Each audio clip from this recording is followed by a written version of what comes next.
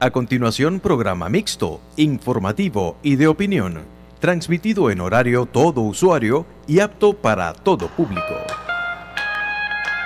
Ágora es un término griego que significa lugar de asamblea o reunión. Tradicionalmente, el ágora era el lugar específicamente designado para que los ciudadanos griegos se reunieran a debatir sobre los diferentes asuntos concernientes al sistema democrático. A partir de este momento, tenemos un Ágora en Luz Radio 102.9 con Gabriel Andrade. Saludos amigos, bienvenidos a Ágora. Hoy me está acompañando en el control técnico Antonio Palmar, nuestra productora es Norelba Torres, el director de Luz Radio es el profesor Jesús Urbina y quien les habla, el profesor Gabriel Andrade, estará en la conducción. @gandrade80 mi Twitter, 0426-565-1980, el número de teléfono para la mensajería de texto. Me acompaña Javier de la Era para conversar sobre la moralidad o inmoralidad de la homosexualidad. Saludos Javier, bienvenido. Gracias por la invitación, Gabriel. Hace algún tiempo hicimos un programa sobre el estatuto clínico de la homosexualidad. En aquella ocasión discutimos si bajo los estándares de la psiquiatría era normal o patológica. Hoy nos corresponde conversar sobre su estatuto moral. Queremos someter a discusión si la homosexualidad es moral o inmoral. En aquella ocasión, pues nos hicimos la pregunta si podemos colocar en el mismo saco a la homosexualidad, pues junto a la esquizofrenia, la psicosis, etcétera. Lo que hoy nos proponemos es ver si es posible colocarla en el mismo saco junto al homicidio, la mentira y otras acciones inmorales. ¿Es inmoral la homosexualidad? Bueno, mira, antes de responderte a esa pregunta, pues yo quiero aclarar unos puntos previos. En el programa anterior yo te estaba hablando como un profesional de la salud mental. Y por supuesto, desde ese punto de vista, discutimos los aspectos meramente científicos, meramente clínicos de la conducta sexual humana, en este caso de la homosexualidad. Pues hoy no te voy a hablar en calidad de médico psiquiatra, hoy te voy a hablar, pues como, vamos a decirlo así, como filósofo moral. Es una discusión totalmente diferente. Sí, pero yo no creo, contrario a la opinión de la mayoría de los filósofos, yo aquí me coloco en la minoría, que uno pueda desvincular fácilmente ciencia de moral. David Hume en el siglo XVIII partió de esta idea de que una cosa es describir el mundo y otra cosa es prescribirlo, ¿no? Y él llamó eso, que quien no haga eso pues va a incurrir en lo que él llamó la falacia naturalista.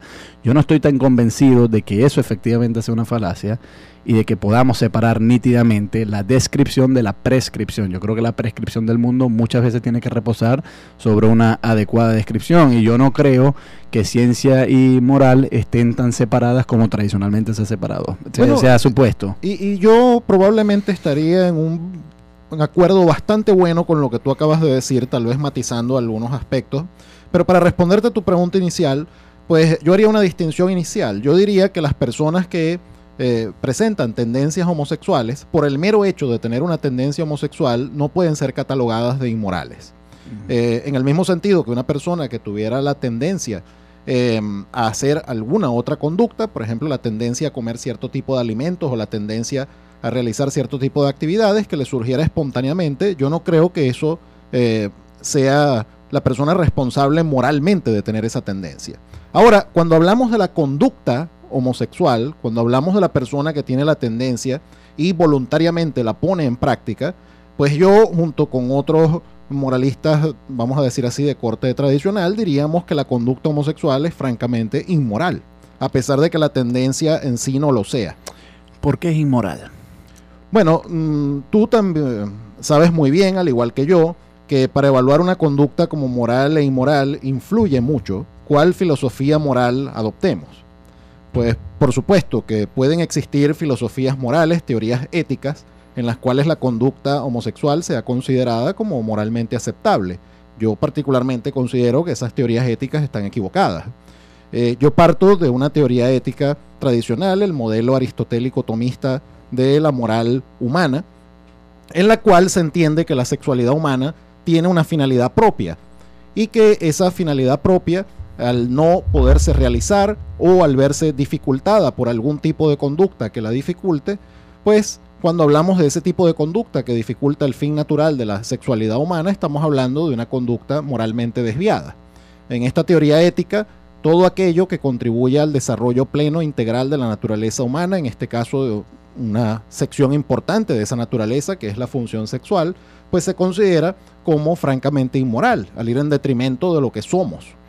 Bueno, puesto que esto es más que una entrevista, un diálogo entre otras personas, pues yo sí tengo que decir que yo parto de una premisa moral distinta. Yo parto más bien de una ética hedonista, es decir, aquella que maximice el placer y minimice el sufrimiento, que es básicamente la tradición. Tú dices que procede de la tradición aristotélico-tomista.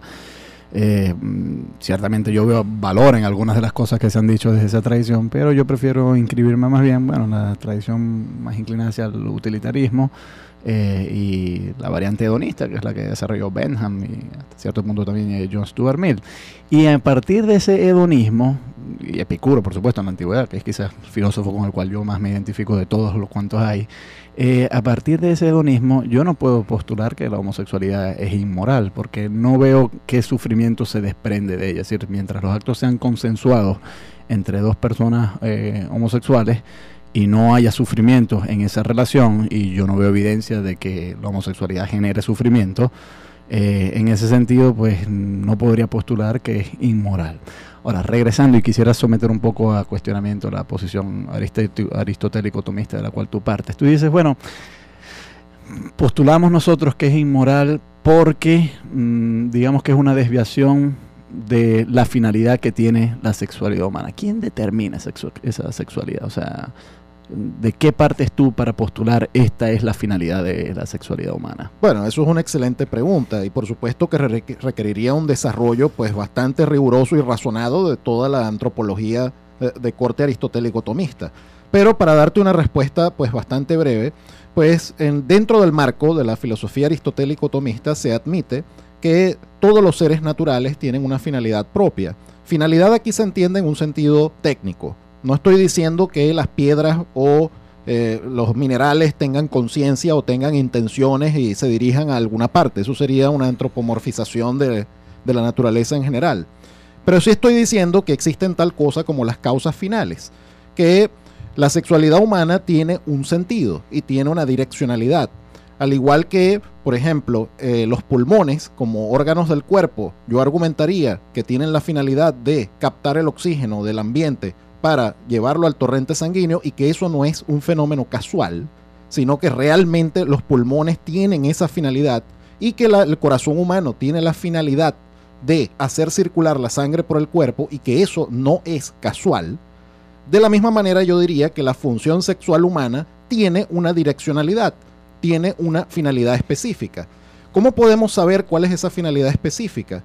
Pues básicamente a partir de la observación de la conducta humana, a partir de la observación de qué tipo de ser son los seres humanos y para qué sirven los órganos sexuales, en este caso de los seres humanos.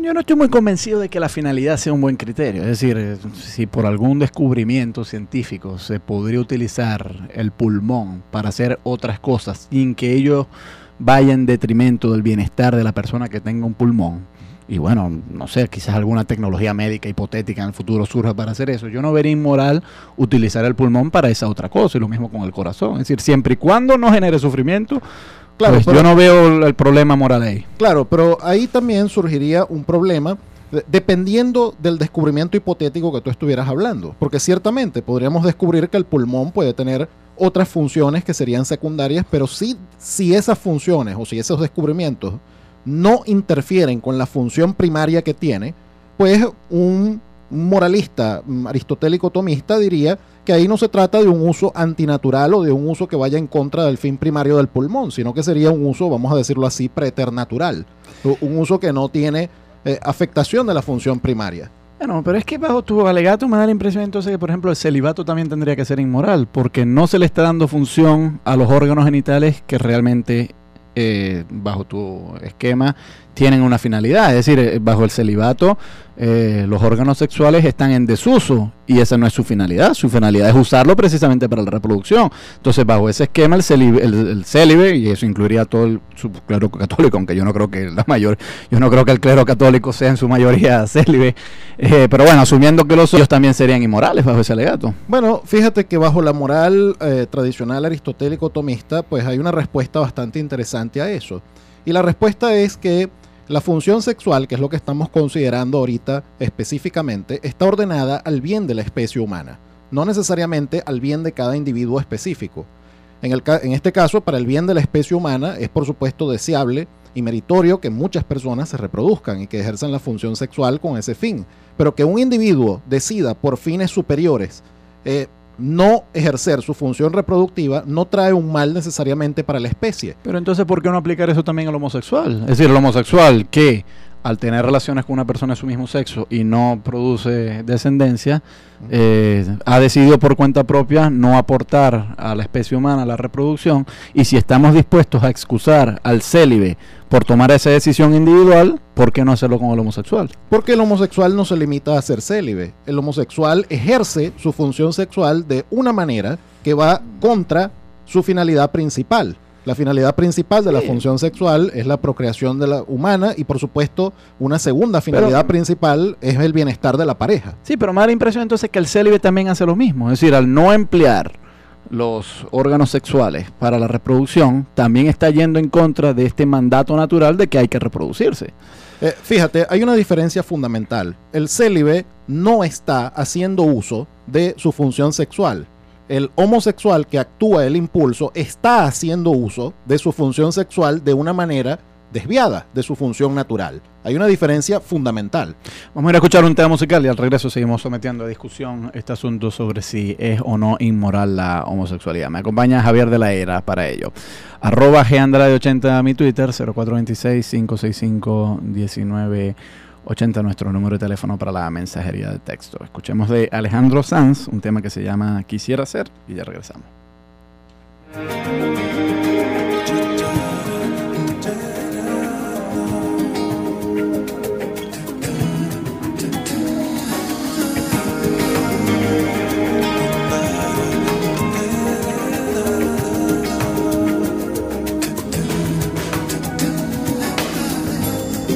Quisiera ser el dueño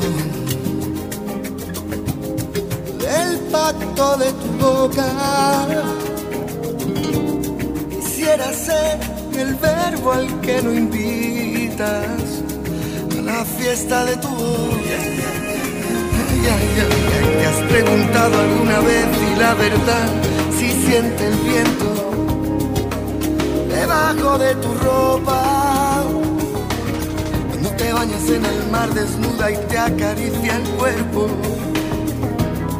Y la fiesta de tu piel se sentirá la sal, las horas, sentirá la arena. Me da pena. Quisiera ser el aire que escapa de tu risa. Quisiera ser la sal para escocerte en tus heridas. Quisiera ser la sangre que envuelves con tu vida. Quisiera ser el sueño que jamás compartirías y el jardín de tu alegría, de la fiesta de tu piel. Son de esos besos que ni frío ni calor, pero si son de tu boca, también los quiero yo.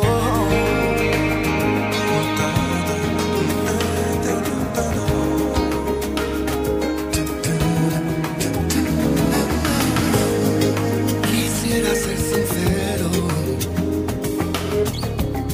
apuesto a que te pierdo. En esta frase solo pido tu perdón, porque no escribo algo mejor. Yo no sé, ¿te has preguntado alguna vez por preguntar qué es lo que quiero? ¿Por qué motivo he dibujado el aire que jugaba a ser silencio? Si en realidad te entiendo, solo nos queremos. Y si a la noche como a mí le duele tanto desear de lejos, se sentirán las alas, horas, sentirá la arena. Me da pena. Quisiera ser el aire que escapa de tu risa. Quisiera ser la sal para escocerte en tus heridas. Quisiera ser la sangre que envuelves con tu vida. Quisiera ser el sueño que jamás compartirías y el jardín de tu alegría, de la fiesta de tu piel. Son esos besos calor. Pero si son de tu boca, también los quiero yo. No, no, no. Quisiera ser el aire que escapa de tu risa. Quisiera ser la sal para escocerte en tus heridas. Quisiera ser la sangre que envuelves con tu vida. Quisiera ser el sueño que jamás compartirías y el jardín de tu alegría, de la fiesta de tu piel. Quisiera ser el aire que escapa de tu risa. Quisiera ser la sal para escocerte en tus heridas. Quisiera ser la sangre que envuelves con tu vida. Si quieres ser el aire, yo te invito a mi camino.